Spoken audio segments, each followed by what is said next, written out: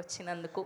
So ఈ సాంగ్ని మీరు ఎవరికి డెడికేట్ చేయాలి అనుకుంటున్నారు, or else me first love story ఏదైనా మాతో షేర్ చేస్తే బాగుంటుందని. సార్ నాకు సంబంధం లేదు సార్ దీంతో, మీరు అలాంటి ఎక్స్ప్రెషన్లు ఇస్తుంటే. మనీష్ శర్మ గారు ఇంకాస్త యాడ్ చేశారు, చెన్నై లవ్ ఏదైనా ఉందా అని. అందరికీ మల్టిపుల్ లవ్ స్టోరీస్ ఉండాలని అలా ఎస్యూమ్ చేయకూడదు. ఎందుకంటే ఒకే లవ్ స్టోరీ ఉంటుంది, అది ఫస్ట్ టైం లాస్ట్ అయినా ఒక్కొక్కసారి అంతేగా.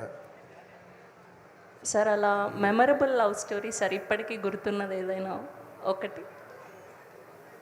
ఫస్ట్ ఆఫ్ ఆల్ లవ్ స్టోరీలు సినిమాల్లో చూపించినట్టుగా పార్కుల్లో జరగవు. ఎప్పుడైతే పార్కుల్లో ఉండదో లవ్, అది ప్రైవసీ ఉంటుంది దానికి. ఇది కూడా పార్క్ లాంటిదే ఈ పబ్. అందుకని ఇక్కడ చెప్పను అంటారు. ఓకే, సో మీరు ఇప్పటి వరకు చాలామంది డైరెక్టర్స్తో, హీరోస్తో వర్క్ చేశారు. సో వదలను నేను వదలను అన్న ఈ లైన్ ఎవరికి డెడికేట్ చేయాలి అనుకుంటున్నారు? ఈ లైన్ని డైరెక్టర్స్ కాదు,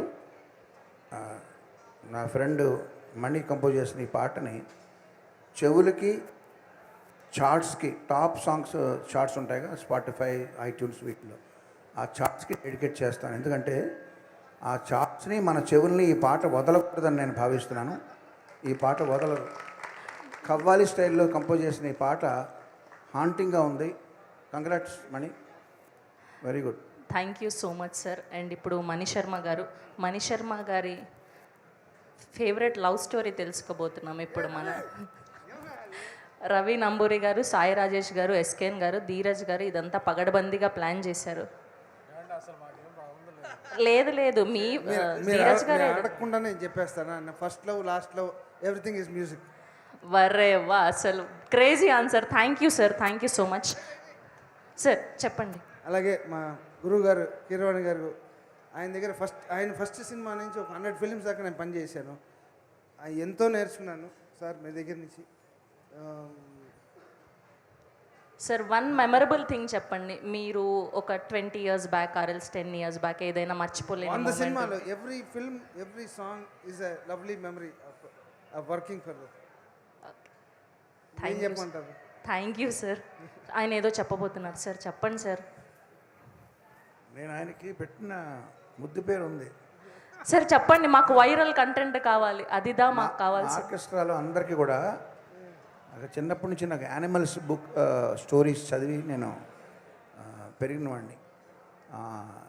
టాల్స్టాయ్ రష్యన్ రైటర్ ఉన్నారుగా, ఆ రష్యన్ బుక్స్లో యానిమల్ స్టోరీస్, చిన్నపిల్లలు, పంచతంత్రం. సో యానిమల్స్ అంటే నాకు చాలా ఇష్టం. సో నా ఆర్కెస్ట్రాలో అందరికీ కూడా యానిమల్స్ పేర్లు ఉంటాయి. ఆయన పేరేంటో ఆయనే చెప్పు.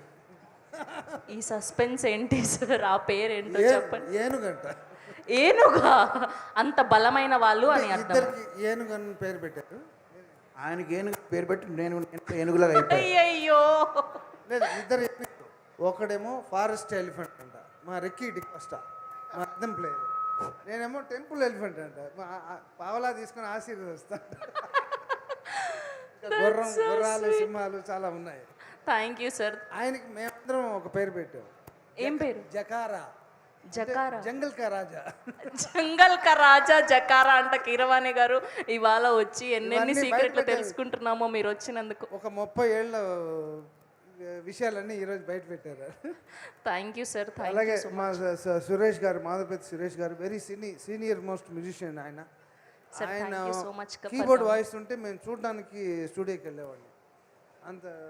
అలాగే మా అనూప్, అందరూ, మా కళ్యాణ్ మాలిక్ గారు, వచ్చిన ప్రతి కంపోజర్కి thank you so much sir for blessing me. Thank you sir, thank you so much. So ఇప్పుడు మా అసలు సిస్సలైన పేరు, మా మోస్ట్ ట్రెండింగ్ పేరు, మా శ్రీ గౌరీ ప్రియ అండ్ కిరణ్ అబ్బవరం గారు. ముందుగా హీరో కాకుండా హీరోయిన్తో మొదలు పెడతాం. సో మీరు